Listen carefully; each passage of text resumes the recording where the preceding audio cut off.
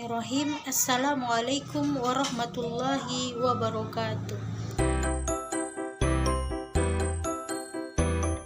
Hamdan wa syukranillah, salatu wa salaman ala rasulillahi amma ba'd. Selamat pagi anak-anak umi sekalian. Baiklah, pada pertemuan kali ini kita akan membahas tentang semua bersih hidup jadi nyaman. Toharoh secara bahasa berasal dari bahasa Arab yang artinya adalah bersih, suci, dan kebersihan. Sedangkan menurut istilah, toharoh itu adalah membersihkan diri, pakaian, tempat, ataupun benda lainnya dari hadas ataupun najis yang dibersihkan menurut syariat Islam. Najis adalah kotoran yang menjadi sebab terhalangnya seseorang beribadah kepada Allah, sedangkan hadas adalah keadaan tidak suci pada diri seseorang yang menyebabkan ia tidak boleh sholat, tawaf, dan sebagainya. Yang kita bahas pada kali ini adalah toharoh dari najis dan toharoh dari hadas. Kita bahas satu persatu ya anakku. Yang pertama, toharoh dari najis berarti kita membersihkan diri dari segala hal yang berhubungan dengan najis. Najis dalam Islam itu ada 3. Yang pertama adalah najis mukhaffafah, najis mutawassithah, dan najis yang terakhir adalah najis mughallazah. Kemudian bersuci atau toharoh dari hadas berarti membersihkan diri dari segala hal yang berkaitan dengan hadas. Hadas pembagiannya ada 2, yakni hadas kecil dan hadas besar. Yang Umi sebutkan tadi bahwasannya najis dalam Islam itu ada 3 yang perlu kita ketahui. Jadi kita wajib tahu apa-apa saja yang menyebabkan diri kita itu terkena najis dan bagaimana cara menyucikannya. Baik, yang pertama adalah najis mukhaffafah. Najis mukhaffafah itu adalah najis ringan. Apa saja itu? Yaitu air kencing bayi laki-laki yang masih minum ASI dan usianya belum mencapai 2 tahun. Bagaimana cara menyucikannya? Cara menyucikannya ialah memercikkan air kepada bagian atau permukaan yang terkena oleh kencing tersebut. Kemudian yang kedua adalah najis mutawassithah atau najis pertengahan yang meliputi darah, nanah, air seni, bangkai binatang, ataupun tinja. Cara menyucikannya bagaimana? Tergantung dia termasuk najis mutawassithah yang mana. Najis mutawassithah ada 2, yakni najis mutawassithah hukmiyah dan najis mutawassithah ainiyah. Yang pertama, najis hukmiyah. Apa itu? Najis yang tidak tampak wujud, bau, dan rasanya. Cara menyucikannya bagaimana? Dengan mengalirkan air pada bagian yang terkena najis. Yang kedua adalah najis ainiyah. Artinya tampak dia, tampak warnanya, tampak baunya, tampak zatnya. Maka cara menyucikannya adalah membersihkan sampai hilang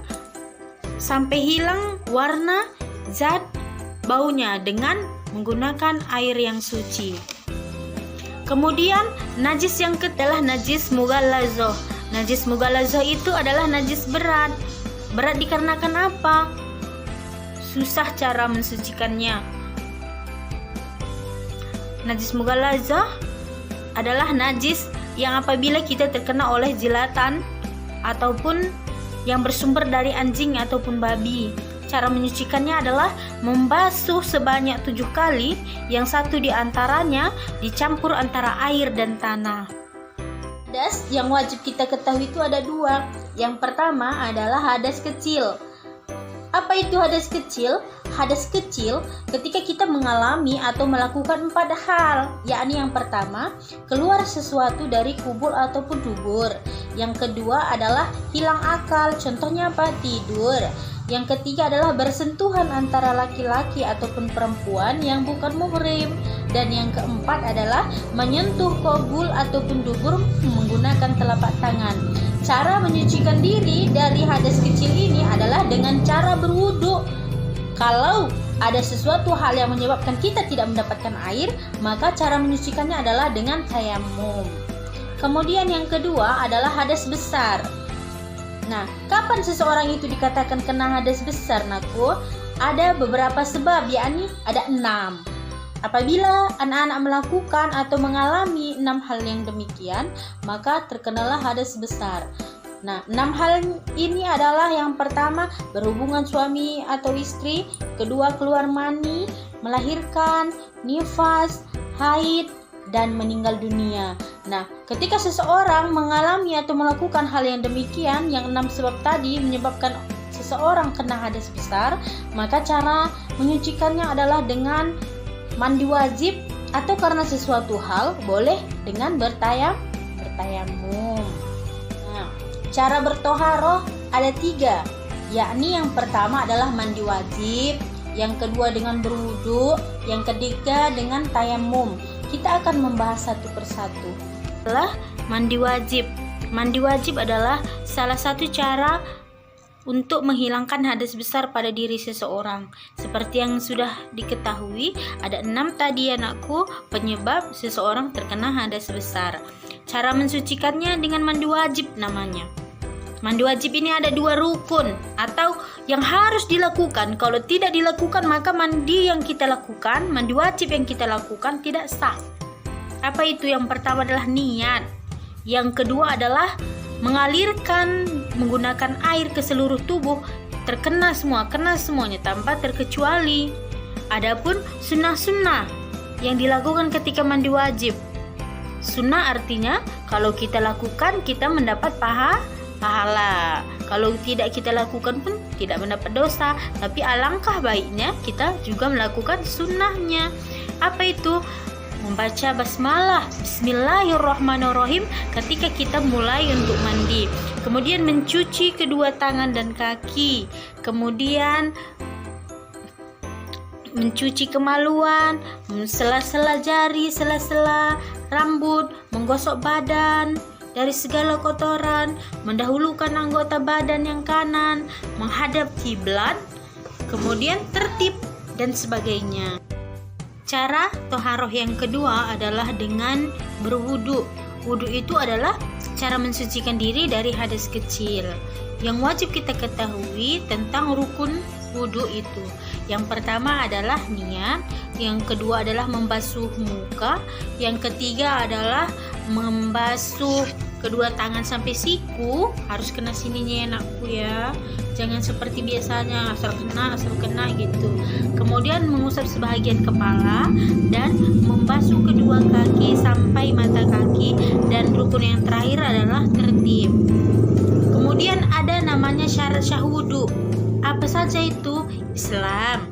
Kemudian yang kedua mumayyiz, bisa membedakan mana yang baik dan mana yang buruk. Yang ketiga, dengan air yang suci lagi mensucikan. Yang keempat, tidak ada penghalang untuk air itu sampai ke kulit kita. Contohnya apa? Kalau ada kutek itu nggak sampai ya anakku, makanya jangan berkutek. Yang kita boleh itu adalah berinai. Kemudian mengetahui mana yang wajib dan mana yang sunnah. Toharoh yang ketiga adalah dengan tayamum.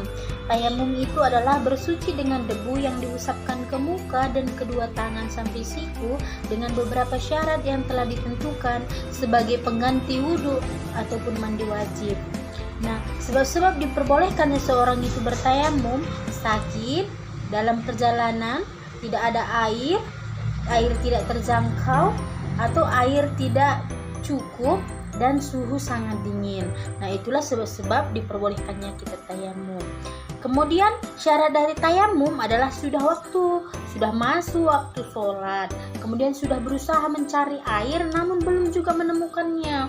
Yang ketiga adalah berhalangan menggunakan air. Yang terakhir adalah menggunakan debu yang suci.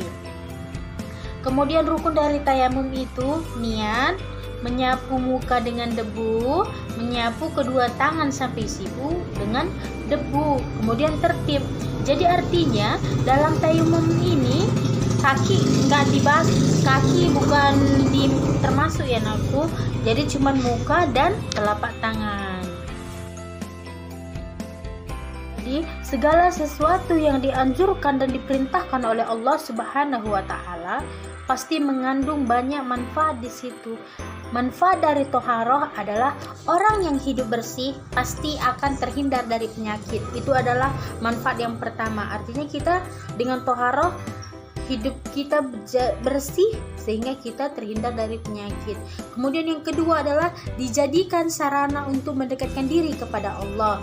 Yang ketiga, sesuai sabda Nabi Muhammad SAW bahwasannya muka kita akan berseri ketika kita dibangkitkan dari kubur, ketika kita selalu menjaga wudhu.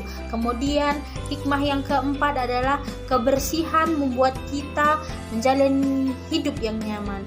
Maka mari aku untuk mencegah penularan dari COVID-19, sama-sama kita menjaga kesehatan, sama-sama kita menjaga kebersihan, sehingga kita menjadi seseorang yang dekat dengan Allah Subhanahu wa Ta'ala. Dan nanti tugasnya di rumah kalian videokan, kalian boleh memilih antara memvideokan wudhu, tayamum, dan sama. Kemudian Umi mau kalian buatkan di kertas karton.